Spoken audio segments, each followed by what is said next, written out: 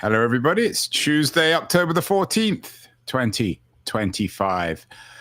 Just after the Second World War, Winston Churchill famously described Russia as a riddle wrapped in a mystery inside an enigma. But of course, Russia isn't the only country that represents, shall we say, a contradiction, especially to outsiders. The United States also is a very confusing place, especially these days. How can a country that elected Barack Obama twice also elect Donald Trump twice? That is the question that my guest today, a very distinguished American historian and sociologist, Paul Starr, asks in his new book, American Contradiction, Revolution and Revenge from the 1950s to Now. It's out today, and Paul is joining us from Princeton, New Jersey, where he teaches. Paul, congratulations on the new book. Thank you very much, Andrew. So it comes with a question, American contradiction. What does the word, I looked the word contradiction up, of course, because one can do anything these days, Paul, on the internet. Its definition online, at least, is a combination of statements, ideas, or features of a situation that are opposed to one another. There's a kind of, I guess, a Hegelian quality to this. What is, Paul, the American contradiction at the heart of your book? That title works in two ways. So first, it's the contradiction you've already alluded to. The contradiction in the subtitle, Revolution and Revenge from the 1950s to now. So there's the America of the revolution, a kind of revolution that took place in the mid to late 20th century, a revolution in relations of racial and gender equality. And that led to the America of Obama. And on the other hand, there's the America of revenge. There's the America that hated those changes, that opposed those changes, and today wants to take revenge against the liberalism that allowed and led to those changes. And that's the America of Trump. So understand the book in that way, and that's fine. But there is another meaning to the term American contradiction in the book, because I intend to connect what's happened recently to the deeper origins of these issues in American history. And so this is a country, the United States, that was born in a contradiction, the contradiction between freedom and slavery. It was at the heart of the foundation of the United States. We didn't just found the country on high principles. The country was also founded on a system of racial slavery that existed at first actually in all the colonies and then later in the southern states. And that contradiction, of course, led to an actual war, a civil war. I'm not suggesting that the one we suffer from today will lead to armed conflict. Well, it might, but I'm not making that prediction. But the argument of the book is that that founding contradiction has had its descendants through our history. And the connection to the most recent phase is that it was the struggle against the legacies of slavery, the Black freedom struggle of the 20th century, that really set in motion a whole series of movements among women, among LGBTQ people, movements that challenged the old hierarchies of social life, white over Black, men over women, straight people over queer people, a whole host of relations that had not really been fundamentally changed by earlier movements of reform, the New Deal, and going back to the turn of the century progressive era in the early 1900s. They hadn't really taken on fully all of these social hierarchies. And what was, I think, the most ambitious egalitarian movement in all of American history, the one that began in the mid-20th century and that tried to overturn all these relations, that did challenge those relations. And it is no surprise that that has met a counter movement and now a counter revolution and the fight that we now are embroiled in. As you say, the subtitle of the book is Revolution and Revenge from the 50s to Now, although, as you also note, you go back to the founding of the Republic. Is this a struggle, pull between good and evil? Is there a moral quality here?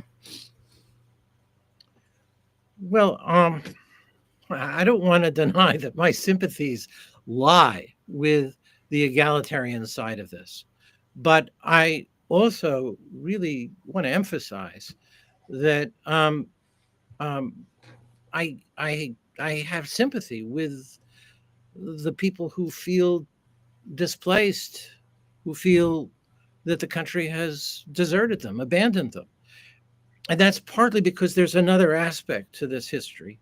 There are lots of complications in this history, by the way. I wouldn't have written a book this long if there weren't complications. And the leading complication is that these changes coincided with enormous changes in the economy and economic policy.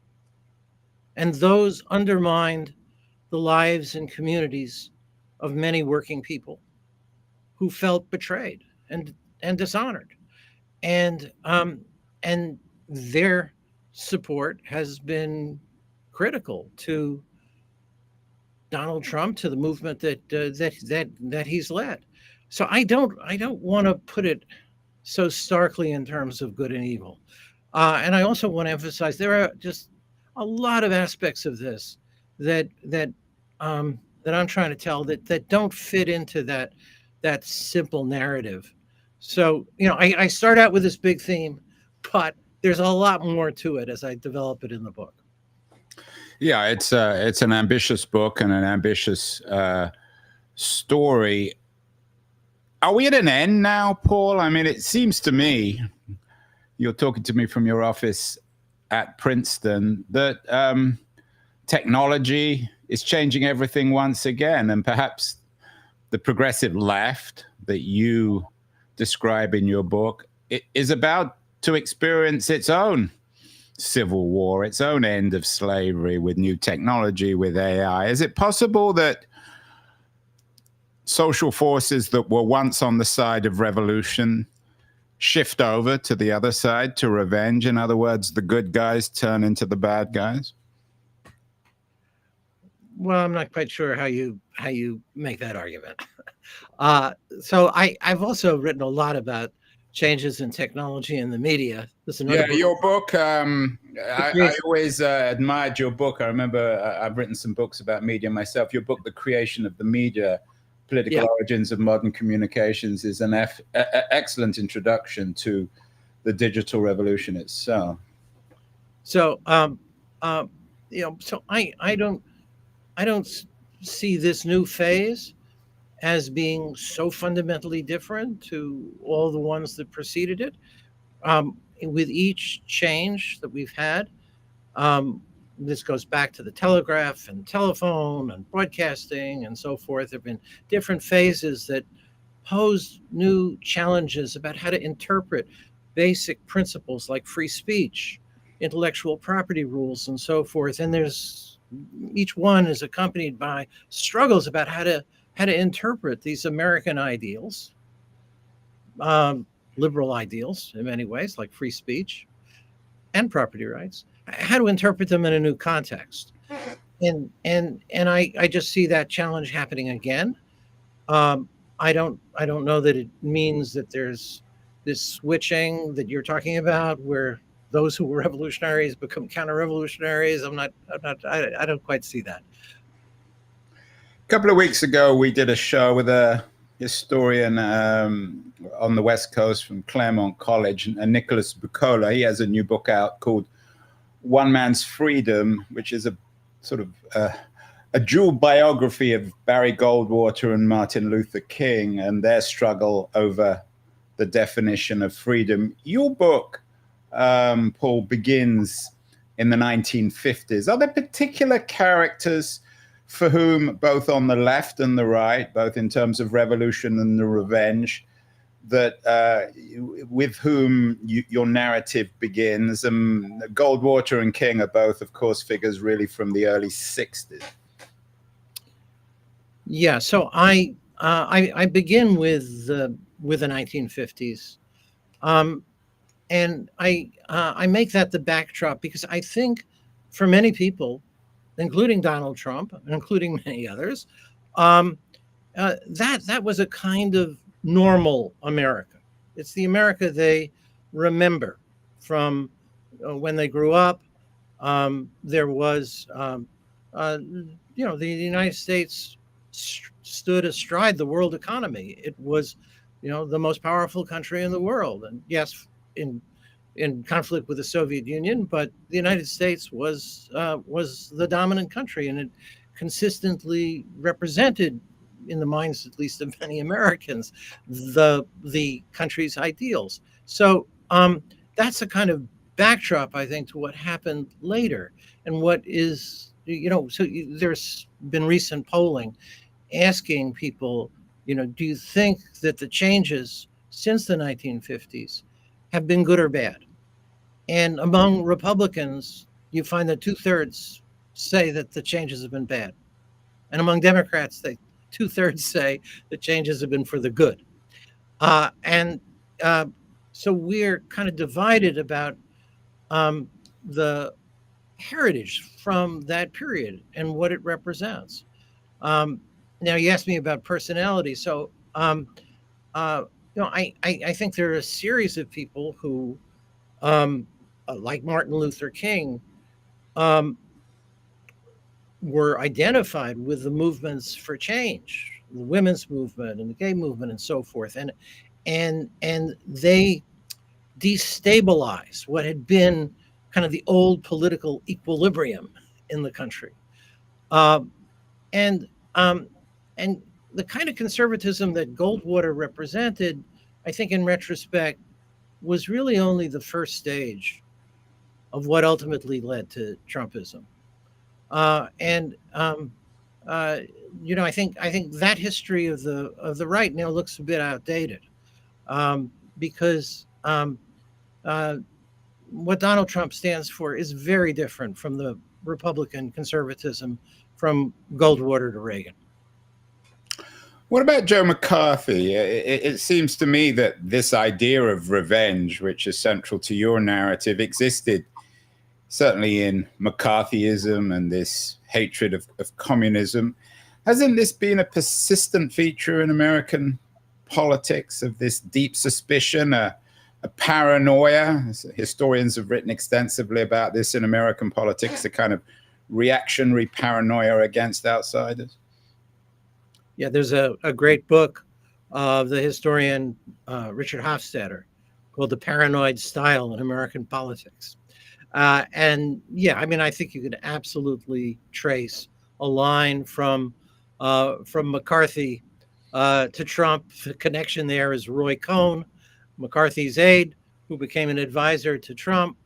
Uh, there are definite connections, and you can find earlier examples of it as well.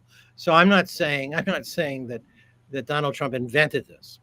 I think there are absolutely long roots that extend into the past, but I don't think that was fundamentally the spirit, let's say, of Reaganite conservatism. Uh, that was so Reagan was a more sunny, optimistic president. He didn't have that dark anger and hatred that Trump has. Um, when Trump said at the Charlie Kirk Memorial, "I hate my opponents," I just can't see that as a phrase that Reagan would have used, or even Goldwater. Certainly not somebody like John McCain. The public expression of hatred like that by a president, the open demand for revenge by a president, modeling revenge. It's just extraordinary. It's disturbing. It's not, I don't think we've actually seen anything like that in modern American history coming from a leader of the country. Certainly a theatrical quality to it. How do, I'm thinking out loud here, Paul, a couple of American presidents fit into your narrative one pre-50s, FDR, and the other Eisenhower. Of course, the conventional view is that there was a thing called Eisenhower's America, where there was a degree of unity, of course, although many were excluded, African Americans and women and so forth. What about FDR, though? How does he fit into your American contradiction? Was he Uh, a lot of people, particularly on the left, are nostalgic now for FDR's New Deal. Were the forces that you describe in American Contradiction, was that the first round of this struggle between revolution and revenge? I think there was definitely a threat during the 1930s of a kind of right-wing movement, very much like European fascism at the time, and that the United States avoided that because of the successful changes that Franklin Roosevelt was able to make, and because he channeled the resentments of the time in a productive way into reform. And although business at the time thought he was destroying capitalism, the truth is he saved it. So he was a good guy. In my view, yes, very much so. And then what about the Eisenhower question? Did he navigate between revolution and revenge? How would you interpret the republicanism of Eisenhower, which dominated the 1950s? Eisenhower rejected the far right of the time, the John Birch Society and others like it, and also the conservatism of Robert Taft and others who wanted to attack the New Deal, but Eisenhower accepted it, accepted Social Security, for example, accepted the changes that had been made in relations of labor and business. Unions became part of American, America's accepted institutions. So there was a certain degree of conciliation in Eisenhower in that world.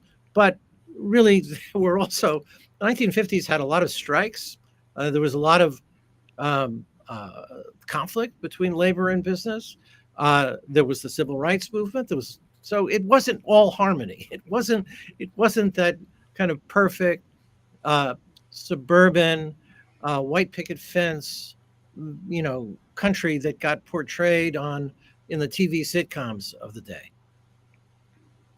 So, in your historiography, Paul, is it a kind of teleology? Are we going somewhere, or should we be going somewhere towards equal rights? Is that what's driving? Is that the motor of your narrative?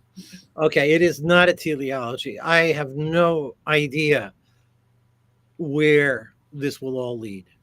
It is a battle. It has always been, and it will continue to be a battle. And we don't know. We can look back, and in the past, you can identify moments when a new kind of political regime was consolidated, when fundamental changes were made and persisted. But we can't say of that of the moment that this is the turning point. That right now, for example, Trumpism will become the new normal, will become the way this country operates for decades in the future. I don't know that, and I don't know that it'll be overturned either. I'm sorry if I'm not telling that kind of a story. The idea is that there's the idea of this book. There's a deep rift in the country. It extended back, to the beginning, to the very founding of the country. And we are fighting again another version of the battles that have been fought before. And though the end of those battles weren't preordained, and the end of this one isn't preordained. So that rift is, as you noted at the beginning, about slavery and freedom. Is race still central? Is race the thing that kicked over the hornet's nest, the development of the civil rights movement in the 1960s? And then does that mean that the people on the other side are racists, or are they against the idea of civil rights? Can one be against civil rights and not be a racist? I don't use the word racist a lot in my book, and I even refer to what I call racial reductionism, which I think is a mistaken effort to reduce everything in American society to race. So I think the Black freedom struggle set a model. It kicked off that whole series of movements I alluded to earlier, the feminist movement, the LGBTQ movement.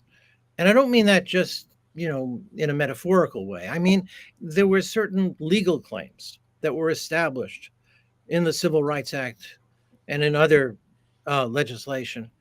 And those legal claims against racial discrimination became the basis of claims against sex discrimination, against gender discrimination more generally.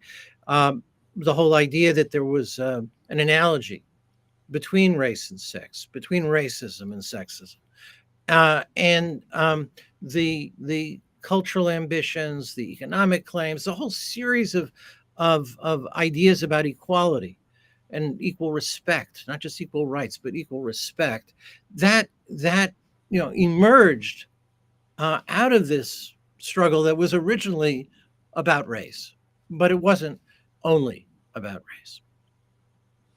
What about the role of Richard Nixon in all this? I'm always amazed with the fact that Nixon at one point, I think, was quite popular amongst African Americans, certainly in 1960 when he ran for president. And then, of course, he changed, discovered what was known as the Southern strategy. How central is, I want to get to Trump in a minute, but how central is Richard Nixon in perhaps inflaming what you call this American contradiction in the 1960s and early 70s? Well, I have a long discussion about Nixon in the book, and it doesn't quite fit what you're saying. So Nixon courted the forces of backlash to get elected. You mentioned the Southern strategy, and he himself was no egalitarian on race or other things privately, and he abused the powers of the presidency, which led to the Watergate, scandal and later the reforms that followed. But his own administration was actually a continuation of the liberalism of the 1960s. So substantively, Nixon, well, first of all, he's the one who introduced affirmative action in private employment. He's the one who actually desegregated Southern schools. He approved a vast increase in environmental and economic regulation. He called for a nationally guaranteed income. He campaigned for a national health insurance plan that was more generous than any subsequent plan endorsed by Democrats. Nixon does not, and some people have called Nixon the last liberal. And in many ways, substantively, he really, if he had been successful in establishing a nationally guaranteed income, we would have a very different memory. That only failed narrowly in Congress. But I think really he wanted to be the American Disraeli. He wanted to be the conservative who co-opted reforms, and that. So he doesn't fit the usual picture. But temperamentally, he had a lot in common with Trump. but in substantively in policy, no. So where are the roots of Trumpism in the 50s, 60s, 70s? Is it on the far right? Is it with Reagan? You mentioned Reagan earlier. You suggested that Reagan and Trump aren't natural bedfellows. Is it with Gingrich? What happened, Paul, that has created on the right, within the Republican Party, what happened to create Trumpism? I know in some ways you've suggested that there's and I'm careful with this word, and correct me please if I'm wrong, there's a kind of inevitability to some extent of Trumpism in the 2020s. What took place? Yeah, I don't think I ever used the word inevitability, but let me just... Or logic, anyway. So the first half of the book is called American Revolutions of the 20th Century. It's the ones that we've been talking about. It ends with a chapter called Half a Counter-Revolution, which is about Nixon and Reagan. Only half a counter-revolution because although their policies did increase economic inequality. They didn't really stop the momentum of the changes on racial and gender lines. So that kept going.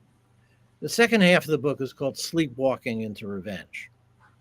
And the argument there is that many of the changes that began, I see the 1990s as really being crucial.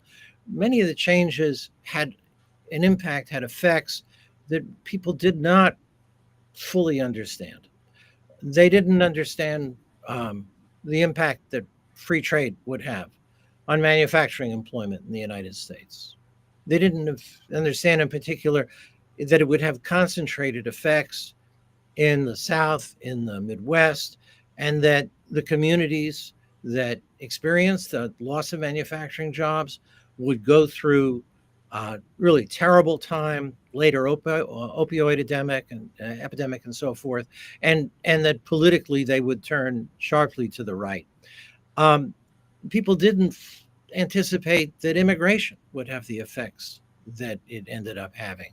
I go back there to the original 1965 immigration reforms that eliminated what were called the national origins quotas, and the main people arguing for those laws were the descendants of Jewish and Catholic immigrants who had been excluded under laws dating from the 1920s. When Ted Kennedy spoke at the first hearing in 1965 about that legislation, he said, the ethnic mix of this country will not be upset. They really just did not understand what and I absolutely believe that's true, by the way, having read through the hearings. They just had no idea of what the implications would be, the long run implications would be of the new immigration laws. They didn't understand the forces that they were unleashing and how those would combine with the changes in the economy, some of them directly the result of technology, of automation, and so forth, to produce a large group of Americans who felt they had been betrayed. And I think that was crucial. The buildup of that over time was crucial to the origins of Trumpism. It didn't play out fully for a while. Now, there's one other element here that I want to mention, and this has to do with demographic change, has to do with immigration. For a long time, people really didn't understand what that would imply. But beginning in the 90s, early 2000s, there began to be projections that whites would become a minority. And these were, I argue in the book, totally misleading. That isn't about to happen. It has to do with the way federal statistics were organized and the way the media reported them. But the whole idea that we were on the verge of becoming a majority-minority society where there would be a majority of people of color, that was a mistake. But the belief that it was true, I think, became a source of desperation among many people who felt the nation was going to be taken away from them. And so you combine the economic changes with this idea that demography was destiny, that whites were going to become a minority, and you get a kind of catastrophism on the right, a sense of desperation that I think opened many people to Donald Trump. What about paths not taken, Paul? We've done a number of shows about Bobby Kennedy, for example. Many of your fellow historians see his assassination as the end of an opportunity for the progressive left to unite white and black working class Americans. Were there mistakes made, in your view, on the left amongst progressives within the Democratic Party to perhaps temper what you call this American contradiction, which is now metastasized into Trumpism? So I don't know what difference Bobby Kennedy would have made had he lived. It's impossible to speculate about how things might have turned out. I just can't answer that question. But let me just, go back to that period, late 1960s and 1970s. You asked, were there mistakes on the left? So there were there were this whole series of movements, these racial minorities, women, and so forth, and they saw, by and large, they saw the unions as part of the establishment, and they did so because often the unions defended um, the exclusive access to many jobs that white men had. They saw it also because the unions supported the Vietnam War. And so there was this breach on the left between labor on the one hand and all the new social movements, feminism and the Black movement, environmentalism, and so forth. And that breach unquestionably contributed to the weakness of labor in resisting the attacks that came during the Reagan administration, for example, and contributed to the long-term erosion of the interests of working people and their influence in the Democratic Party. So yeah, I think that was a big problem. Conservatives, of course, argue, Paul, that the feminist movement, civil rights, has also created a kind of intolerance, perhaps even a desire for revenge. They call it woke politics. Do you dismiss this in American Contradiction? Is this part of your story? So I never know exactly what people mean by woke. Well, I'm sure you do. You teach at Princeton. You may not agree with it, but you know what they mean. No, because the way conservatives tend to use it now, they include, everything to the left of them. So it doesn't, you tell me what you mean by it. Well, I mean an intolerance to hearing opinions that you disagree with, an offense on anything over race or gender. Yeah, that's foolish. That's foolish. But look, I was one of the people who signed a letter in Harper's a number of years ago. That was the famous letter, wasn't it? Yeah, denouncing the cancel culture and so forth. And so I'm not in favor of that. I think it's wrong. I think it's a mistake. But look, what I would say about that is that wokeism is to Trumpism as a flea is to an elephant. I mean, I don't spend a lot of time on it because I don't think it's really of that great consequence. And you mean take the issue of free speech. So there are undergraduates or others who are, denouncing various speakers and want to have them canceled. Okay, that's it's wrong. It's silly. It's nothing like using the Federal Communications Commission to threaten to take away the licenses of broadcast stations, which is what the current head of the FCC recently did. That's using the awesome power of the state to enforce certain opinions, and not some little local protest on a campus. Trump and Trumpism seems to have, at least at this point, a great deal of energy. What's your analysis of the last two Democratic politicians to run for president? One won, one lost, Biden and Harris. How do they fit into your American Contradiction? Is the left now recognizing, or no, maybe not the left, I mean the American Democratic Party, people certainly to the left of Trump and Trumpism, are they successfully coming up with a vital, vibrant alternative to Trumpism? And if not, why not? Well, they certainly haven't come up with that yet. So Trump has commanded the stage. He dominates every whim, every move, dominates American politics. And obviously, he's put Democrats on the defensive. So you asked about Biden and Harris. And Joe Biden historically was a moderate Democrat. When he ran in 2020, he faced a challenge in uniting a party, uh, a good deal of, whose members had supported Bernie Sanders, and I think Biden, you know, quite reasonably tried to bring those people into his campaign, and then after the election, into his administration. I think that was a tactical move on the part of a Democrat whose instincts were fundamentally moderate. Uh, uh, and he won that election. I think he won it in part because of the circumstances of the moment, the COVID pandemic. Um, I have a whole discussion about COVID and its cultural and political implications in the book. Um, and so many people seem to have forgotten what actually happened during that time, and Trump's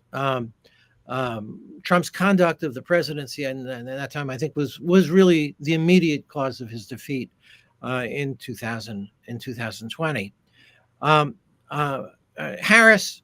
So you asked about Harris, and she was the wrong messenger for the kind of campaign that she was trying to wave. The campaign was actually also very moderate. If you go back to the Democratic Convention in 2024, the speakers were all emphasizing patriotism, and she would not even allow any mention of the Palestinian cause and other various causes. She wanted to move toward the center. But as I said, she was the wrong messenger for that campaign because of the image that she had established, and because she carried with her all the baggage that Biden had accumulated at that point, and in particular because of the inflation that had affected not just the United States but countries all around the world in 2022 and 2023. Leading up to that campaign, this had been a worldwide phenomenon, and political incumbents all over, had been losing elections. So there was partly, I think, the 2024 election, many other things involved as to what happened in that election. But I think she was a weak candidate. If there had been a genuine campaign for the nomination, I don't think Harris would have been the nominee. I don't think she would have been running in 2024. But the peculiar circumstances with Biden staying in too long and then abandoning his campaign, after his disastrous first debate with Trump, and then she had, a very brief time, and she could not separate herself from Biden and get rid of the baggage. And besides, I mean, there is the basic fact that as a Black woman, she carried with her the burdens that identity gave her from the standpoint of a great many Americans. Yeah, and of course, when you talk about COVID, your book, The Social Transformation of American Medicine, I think it won the 1984 Pulitzer Prize for general nonfiction. So you're very, very well versed in the politics of American medicine. Finally, Paul, we are where we are. We're in the midst of what you call this American contradiction. Can we get beyond it? I mean, I began with referencing Hegel, who believed that all contradictions could be worked out in history. Can America's contradiction, this synthesis and antithesis, can it be resolved? Or will there always be an American contradiction between the two forces that you describe in the book of revolution and revenge? Oh, I do have hope that we can escape the contradiction. And, at the time, but I'm also sobered, by the mistakes I've made about that in the past. So when Obama got elected, I gave a talk. In fact, it was at Oxford about Oxford, England, rather than Mississippi, yes, I would guess. yes. About escaping from the American contradiction. That was the first time, in fact, I had used that term in a public talk, and I was wrong about that. We didn't escape from it. Obama's election, in retrospect, intensified racial feeling in the United States. A lot of people were hoping that it was going to be the end of it, but it wasn't. So, having been sobered from that mistake, seeing, the optimism of that moment prove to be very short-lived. I don't know, whether I will ever live to see the end of this fight. I'm not expecting it. But if so, finally, Paul, how? I mean, I take your point, although I think there's more to Obama than just race. I mean, obviously race is important, but he wasn't purely a racial president. What can be done to get beyond this American contradiction? What are you advising in the book? Well, first of all, the book does not have advice.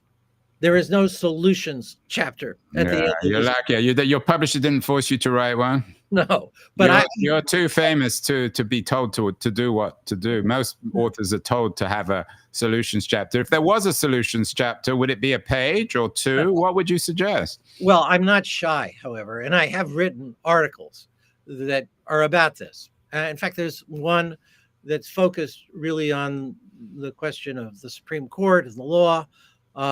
An article called "The Post-Trump, the Premature Guide to Post-Trump Reform," in which I try to lay out what we would have to do to bring the presidency back under, reasonable control, and to correct for what I think are a whole series of mistaken decisions by the Supreme Court.